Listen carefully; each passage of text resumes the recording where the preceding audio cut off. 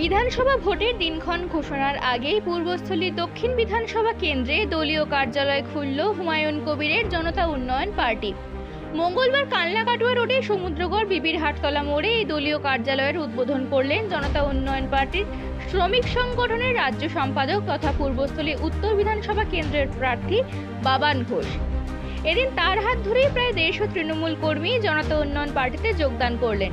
দলত্যাগীদের দাবি, কিছুদিনের মধ্যে দফায় দফায় অন্তত 15,000 তৃণমূল কর্মী জনতা উন্নয়ন পার্টিতে যোগদান করবে। এদিন তৃণমূল ছেড়ে জনতা উন্নয়ন পার্টিতে যোগদানকারী পূর্বস্থলী 1 নম্বর ব্লকের তৃণমূল সংখ্যালঘু সেলের প্রাক্তন সভাপতি রফিজুল শেখ ওরফে কালো ভাই বলেন, তৃণমূলের দুর্নীতি আর এখানকার বিধায়ক তথা মন্ত্রী স্বপন দেবনাথের দুর্নীতির জন্য এবং সংখ্যালঘু এলাকায় তৃণমূল কোনো উন্নয়ন না করার জন্য আজ তৃণমূল ছেড়ে জনতা উন্নয়ন পার্টিতে তিনি যোগদান করেছেন।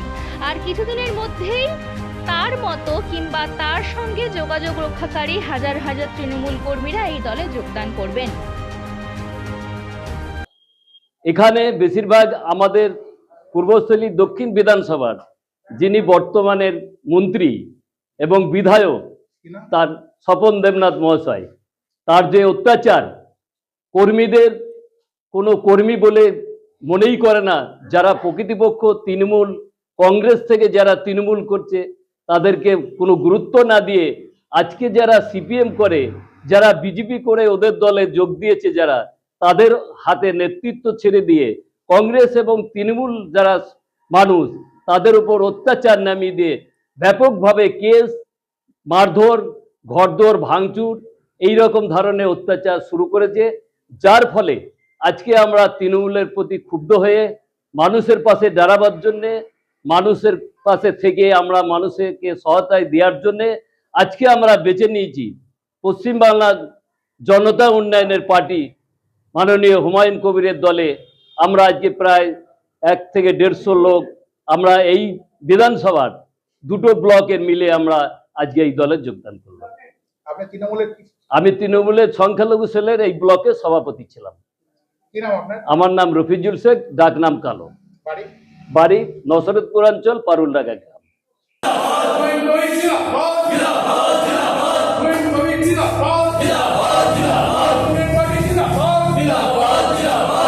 এদিন সমুদ্রগড় অঞ্চলের বিবিরহাট মোড়ে দলীয় কার্যালয় খোলায় খুশি স্থানীয় জনতা উন্নয়ন পার্টির কর্মীরা। উপস্থিত ছিলেন জেলা সভাপতি পঙ্কজ গাঙ্গুলি, সহসভাপতি ফজলুল হক ওরফে মন্টু হাজি, মদন পাল প্রমুখেরা।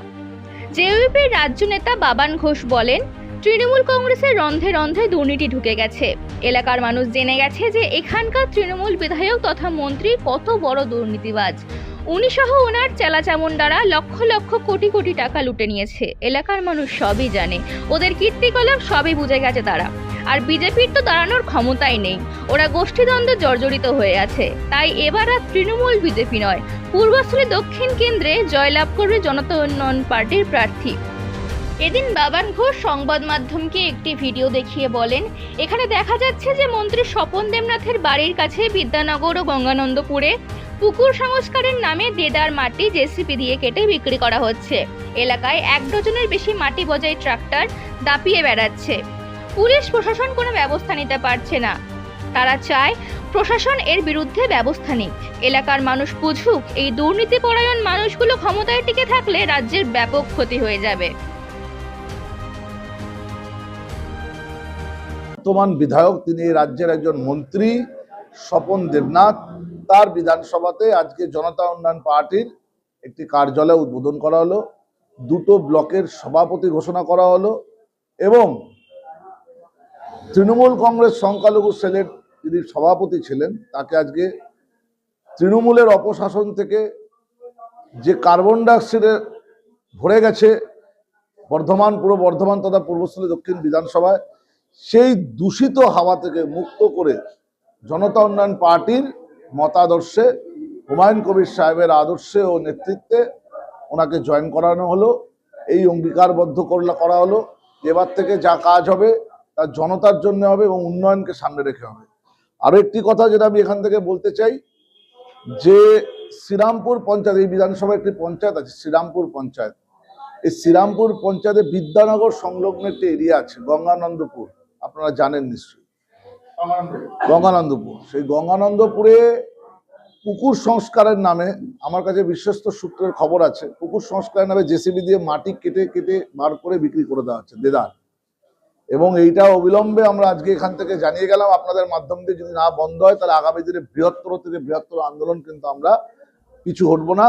এবং এই জিনিস, এই অপসংস্কার, এইভাবে অত্যাচার, এইভাবে কালোবাজারি, এইভাবে চোরাচালানকারী, এগুলো আমরা বন্ধ করে দেবো।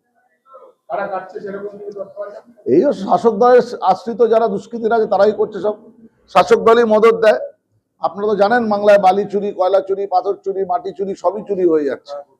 কারা করছে না বাংলার মানুষ সবাই জানে। ও 2026-এর সামনে ভোট, মানুষ দেবেন রায় যখন, তখন আরো পরিষ্কার বুঝতে পারবেন। কারণ প্রকাশ্যে যখন জনতার রায় আসবে তখন হাইকোর্টের রায়, সুপ্রিম কোর্টের রায়, কোনো রায় আর চলবে না। আর এটা তো স্বভাব চরিত্রের ব্যাপার।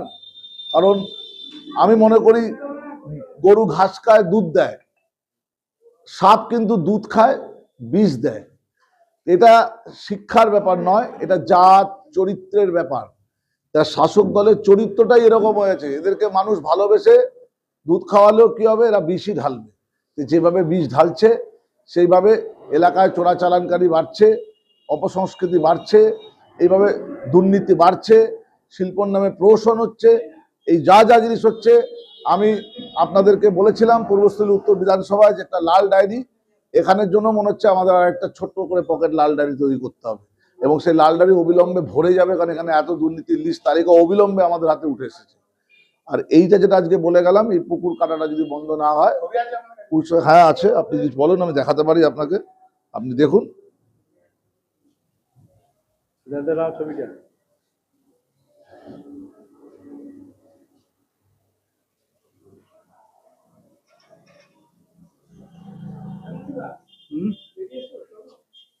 একবারই বেরিয়ে যাবে একসঙ্গে।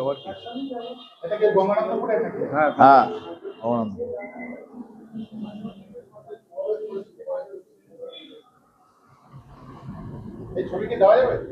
অবশ্যই অবশ্যই দেওয়া যাবে।